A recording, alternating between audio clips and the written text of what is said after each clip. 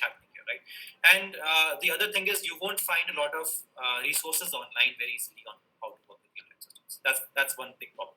You won't find a lot of resources online, and that's because only 5 to 6% of all systems are real-time systems, right? So hotel booking engines, traveling like Make My Trip and all those, and airline cost, all those are real-time systems.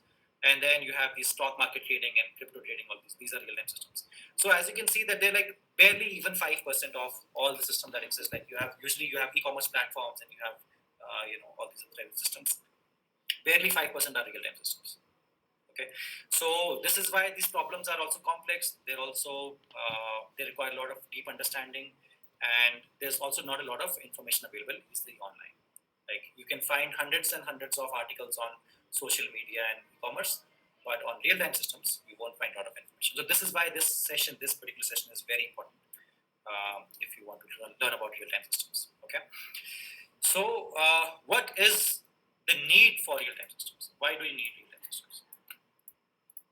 Okay, you need them because in areas or in systems where demand is that the system should always be available and should be always on.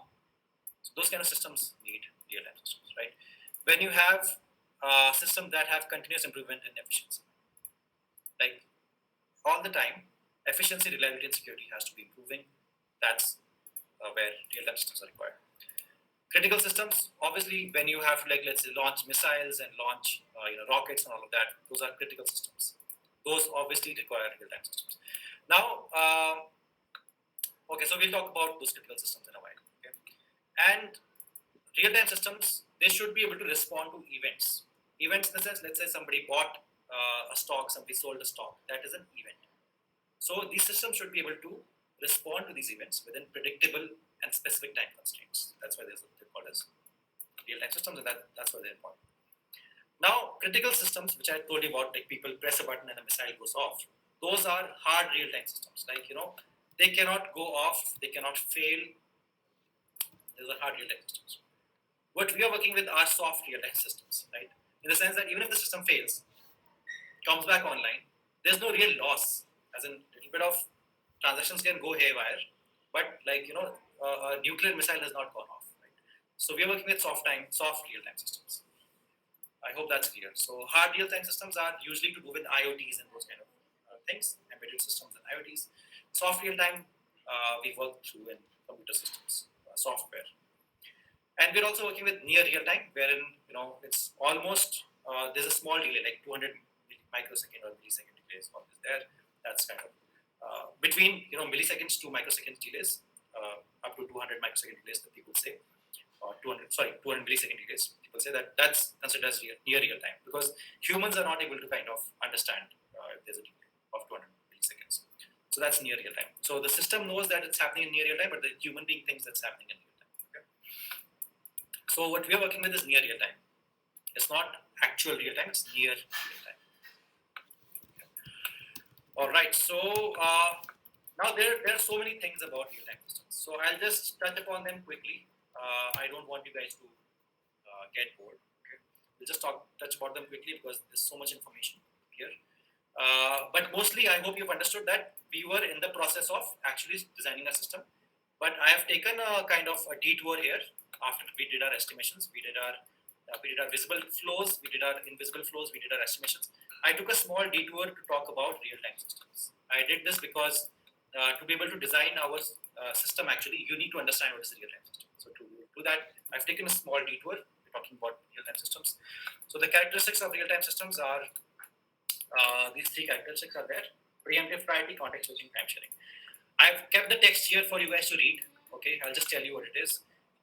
So context switching is basically you're able to quickly switch between different tasks. That's context switching, right? So real-time systems, even if they're working in very small delays, like 200 millisecond delays, they have a lot of context switching going on. They can completely complete this task first, then it can function this task.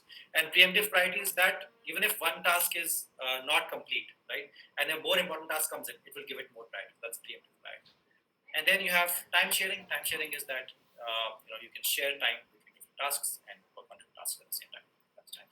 So these are the characteristics of real-time systems. And there are some concepts, whereas what is a task, what is a job. Now, this is a very big confusion. Are task and job the same thing? Task and job are the same thing. So actually, in reality, an instance of a task is actually a job. Okay. And task is basically a unit of execution. So unit of each execution is a task, and instance of a task is a job. Okay. So a processor executes a task, and instance of a task is a job. So I hope you've understood that job is actually an instance of a task, and task is actually a unit of execution. So every time something gets executed in real time, that is a task. It's happening. Okay. So for jobs specifically, real-time systems, like I said, they work with jobs. I've defined what jobs are. Okay. Define what is a job, what is a task. Now there are some things that you need to understand, like release time. Release time is at which job is ready for execution. Execution time is how much time it takes to execute a job. Then you have deadlines you have. And you represent release time as R, you represent execution time as E, and you represent a deadline as D. And by taking these things, you can actually visualize what real-time tasks look like. So release time for the first task is 1, deadline is 3, let's say this is seconds, right? So starts at 1 second out here, and deadline is 3 seconds. After 3 seconds should be done. And execution time is 3 seconds. So deadline and execution usually you will see is mostly the same because it takes 3 seconds to execute it and it has a deadline of 3 seconds. So after the deadline is over, this another second task starts for which the release time is 3. Release time basically starts means that when this task starts, that's the release time. And D is the deadline and E is the execution time. So deadline for this is 3 seconds and execution is 3 seconds again. Similarly, for the third task, release time is 6 and deadline is 3 and execution time is 3 again. So this is how you can visualize how real-time processing works, right? And right now we don't have a gap between, so whenever this first task is ending, the second task is starting. So we don't have a gap really. But if there's a gap between release time and deadline, it's called as feasibility interval. In the sense that real-time system can take up more tasks there because it has some feasibility there between these tasks. And let's talk about response time is how quickly the real-time system can respond back after completing the task. And then real-time systems basically use active and passive responses for the jobs. Real-time systems also have these different characteristics. Do you want me to go through these, or should I leave them be? Let me know in the chat. Should I? Okay, so many people are saying no, like don't go into it. All right, so I won't go into it. I'll leave it. All right. I think Rupak has joined the call. Rupak, would you be taking on right now, or I think this is right. All right. Okay, so I'm skipping this part. Okay, you guys will get bored, so I'm skipping this part right now, like you guys said. So, but please read about it after the session. Please read about what is predictability and reliability, latency, and all these things. Okay, these are basically real-time systems. Now, all real-time systems are event-driven. Okay, all real-time systems are event-driven. This is what you need to remember. And this is what is event-driven. Now, for event-driven systems to work, there are multiple different topics, multiple different things, or things that you need to understand. Basically, for event-driven systems, you have sources.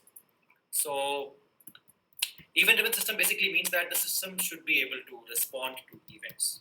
Okay, and events are created in something called as sources. So when the events are coming out, they're called as, from where the events are being generated, they're called sources. Publishers basically take these events from the sources and publish it onto a stream or a queue. Subscribers, they consume those events. So many people would know already about pub subs and publisher consumer, producer consumer. You would already know about those things. But I'm just kind of trying to explain quickly. Channels. So publishers can advertise to the consumer that, hey, I'll be sending this data to you on a particular channel. And then you have data store.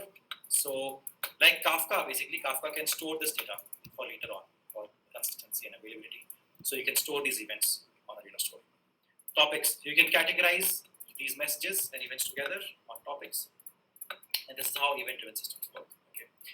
And then you also have queues, streams, adapters, and gestures. I'll just go over them quickly because these are important for you to understand if you want to understand event-driven systems. So like I said, what we are designing the system for right now is a real-time system, which is a stock market trading system. And it is going to be event-driven because usually all real-time systems are event-driven, right? And earlier we have seen, that we have gone through, just a quick recap, we have gone through the visible trading flows, we have gone through invisible flows, we have gone through estimations, and now we've taken a quick detour to learn about real-time systems and event-driven systems, so that whenever I use these terms in the future in the system design, we don't get confused. This is why I'm basically talking about these things. Okay, so queues.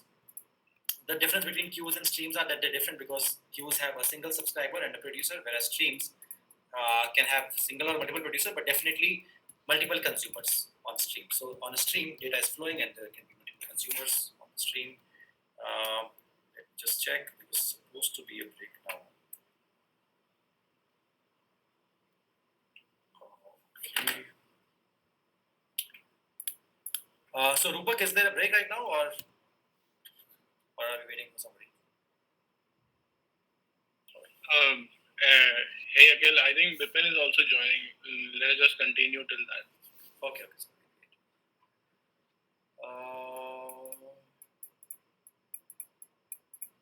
right. Okay. So, queues, streams. Okay.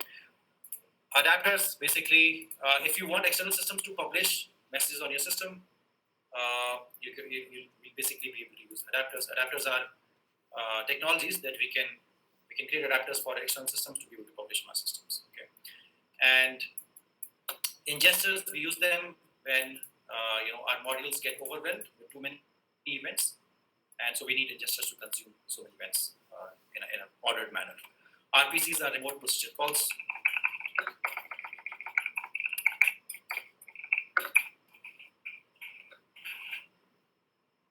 And we can make these remote procedure calls between our different microservices. We can make these RPCs to be able to interact with all our microservices. So we'll be taking a break because Bipin is here. So just before the break,